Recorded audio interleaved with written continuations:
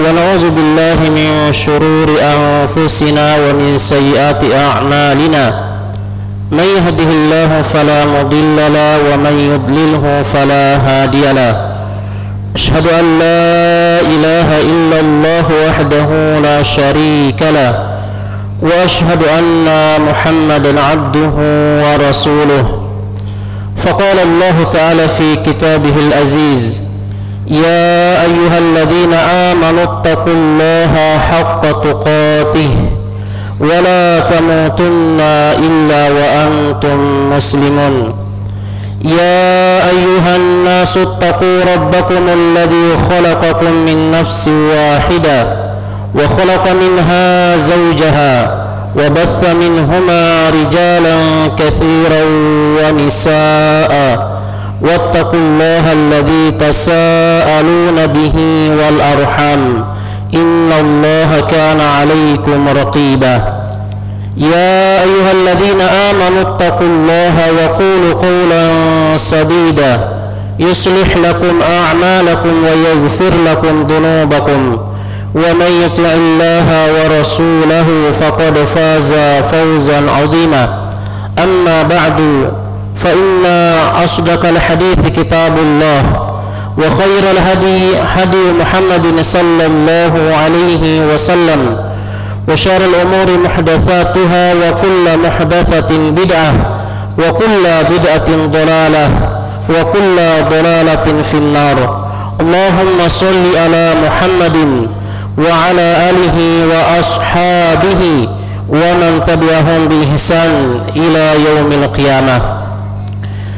Kaum muslimin, sidang Jumat yang dimuliakan oleh Allah Subhanahu wa taala.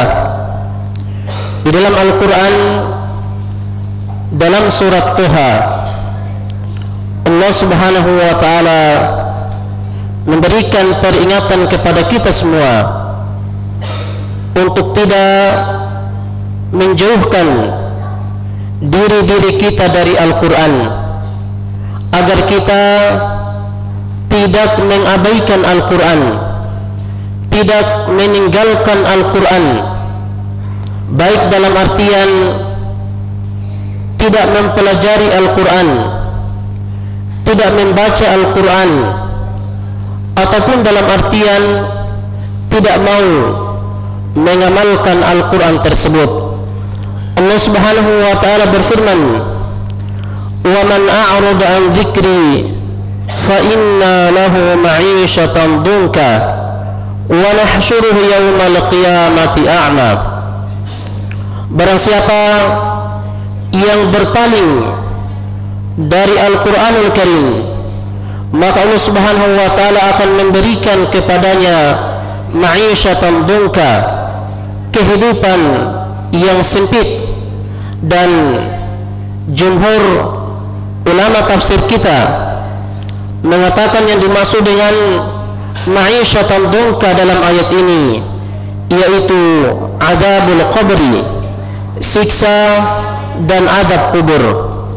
Artinya, jemaah yang dimuliakan oleh Allah Subhanahu wa taala, mereka-mereka yang mengabaikan, yang berpaling dari Al-Qur'an, yang meninggalkan Al-Qur'anul Karim, baik dalam artian meninggalkannya, tidak mau mempelajari, tidak mau membaca, atau tidak mau mengamalkan Al-Quran.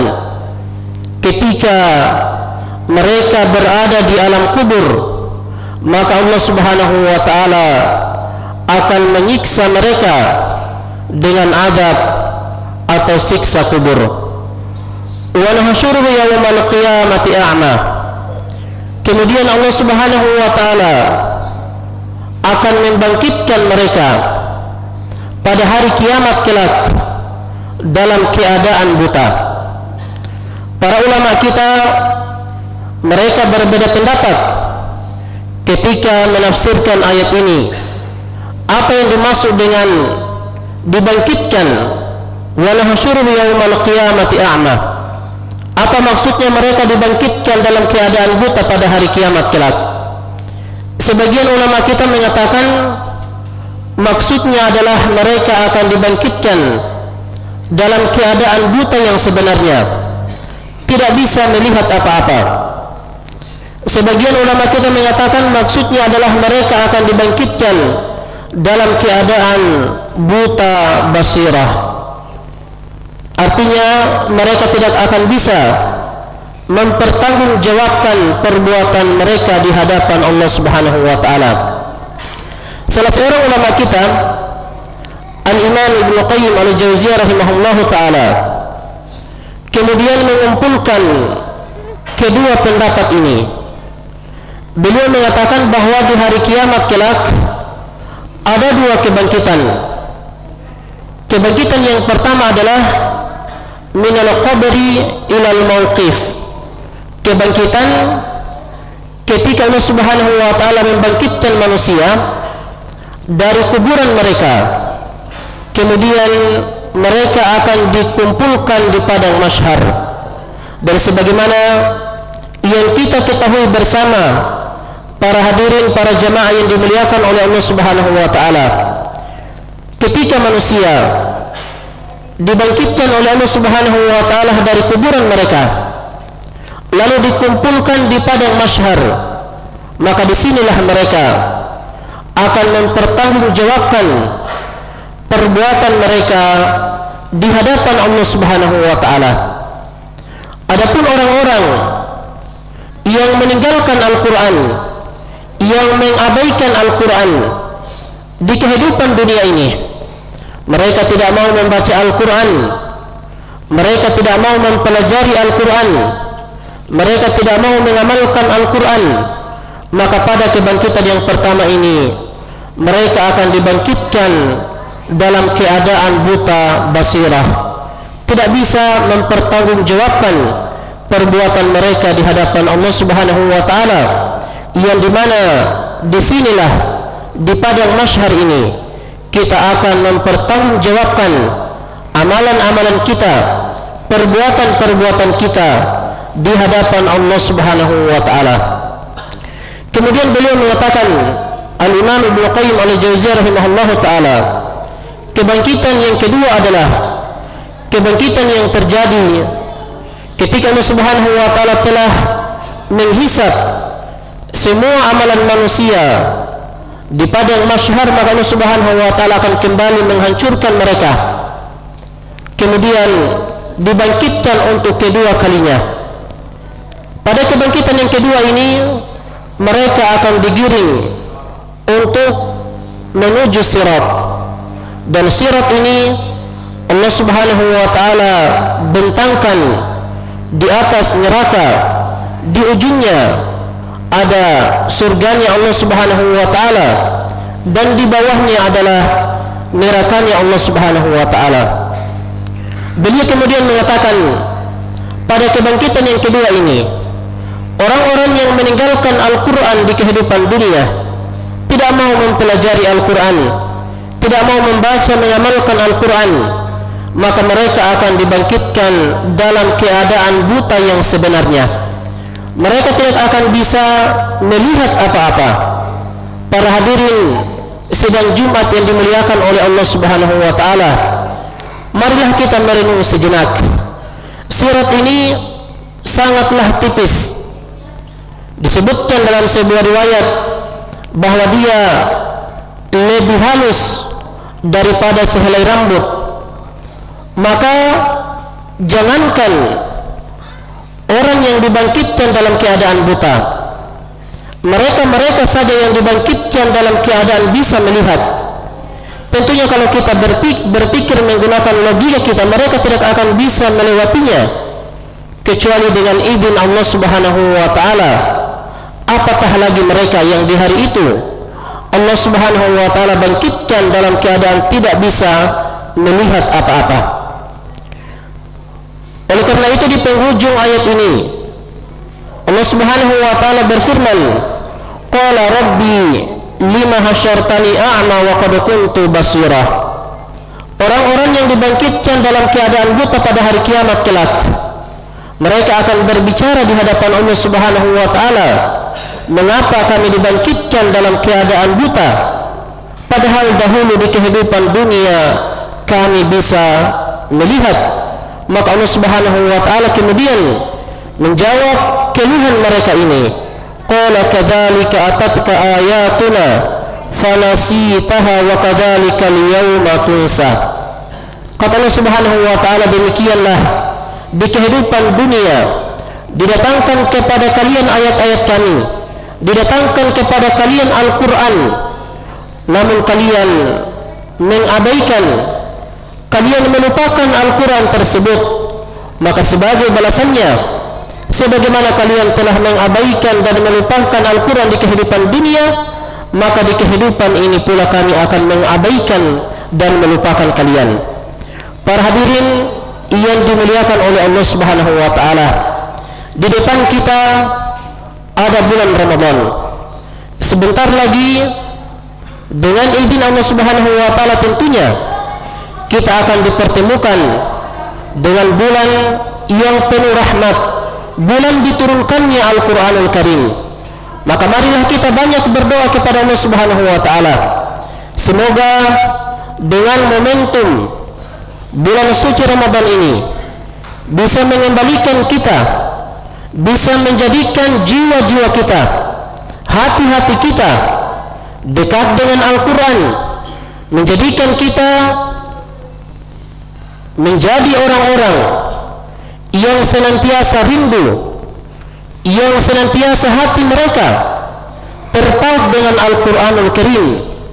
Kehidupan mereka tidak bisa berpisah dengan Al-Quran, dan kita meminta kepada Allah Subhanahu wa taala agar menjadikan kita menjadi orang-orang yang kehidupan mereka senantiasa berada di bawah bayang-bayang Al-Quranul Karim. Tentunya hal ini jemaah yang dimuliakan oleh Allah Subhanahu wa taala tidak akan kita dapatkan begitu saja, kecuali dengan mujahadah, dengan berusaha, dengan tekad yang kuat, dengan banyak berdoa kepada Allah Subhanahu wa taala, beristighfar kepada Allah Subhanahu wa taala. Juga hal yang penting tidak boleh kita lupakan di dalam doa kita, di dalam mujahadah kita tersebut, kita harus mencari wasilah-wasilah yang bisa menjadikan diri kita dekat dengan Al-Quranul Karim. Semoga Allah Subhanahu wa taala menjadikan kita orang-orang yang rindu, yang senantiasa terpaut hatinya dengan Al-Quranul Karim, dan menjadikan kita ke dalam barisan orang-orang yang bisa berjumpa dengan bulan suci Ramadan, menjadikan kita ke dalam barisan orang-orang yang bukan hanya sekedar berjumpa dengan bulan suci Ramadan, tetapi menjadi orang-orang yang diberikan taufik oleh Allah Subhanahu wa taala sehingga kita bisa mengerjakan amalan-amalan yang soleh di bulan yang penuh rahmat, yaitu bulan suci Ramadan. Aqulu qouli hadza astaghfirullah li wa lakum wa lisairil muslimina min kulli dhanbin fastaghfiruhu innahu huwal ghafurur rahim.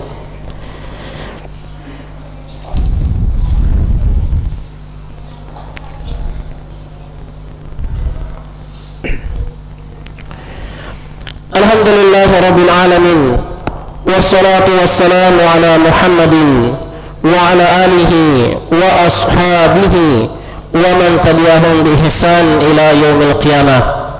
Para hadirin sidang Jumat yang dimuliakan oleh Allah Subhanahu wa taala, pada khutbah yang kedua ini kami kembali mewasiatkan kepada diri kami dan kepada jemaah yang dirahmati oleh Allah Subhanahu wa taala, marilah kita di hari yang penuh berkah ini, hari Jumat, hari yang dimuliakan oleh Allah Subhanahu wa taala, benar-benar kita mengisinya dengan amalan-amalan yang soleh, dengan banyak melakukan kebaikan, dengan banyak berdoa kepada Allah Subhanahu wa taala, menghadiri majelis-majelis ilmu dan kebaikan-kebaikan yang lainnya. Karena sesungguhnya di hari Jumat ini terdapat satu waktu yang mustajab, satu waktu dikabulkannya doa-doa kita, diterimanya amalan-amalan kita. Maka marilah kita bermujahadah, bersungguh-sungguh dan merasakan dengan hati kita akan keberkahan hari yang mulia ini. Juga kita tidak lupa banyak bersolawat kepada Nabiullah sallallahu alaihi wasallam. Innallaha wa malaikatahu yusholluna 'alan nabi ya ayyuhalladzina amanu shollu 'alaihi wa sallimu taslima. Allahumma sholli ala Muhammadin wa ala ali Muhammad kama shallaita ala Ibrahim wa ala ali Ibrahim. Allahumma barik ala Muhammadin wa ala ali Muhammad kama barakta ala Ibrahim wa ala ali Ibrahim fil alamin innaka Hamidum Majid. Allahumma ighfir lil muslimin wal muslimat wal mu'minin wal mu'minat al ahya'i minhum wal amwat innaka sami'un qaribun mujibud da'wat ya qadiyal hajat. Allahumma ighfir lana wa liwalidina warhamhuma kama rabbayna shighara. Allahumma ighfir lana wa liwalidina warhamhuma kama rabbayna shighara. Allahumma rabbana atina fid dunya hasanah wa fil akhirati hasanah wa qina adzaban nar. Wa akhiru da'wana alhamdulillahi rabbil alamin. Wa aqimis shalah.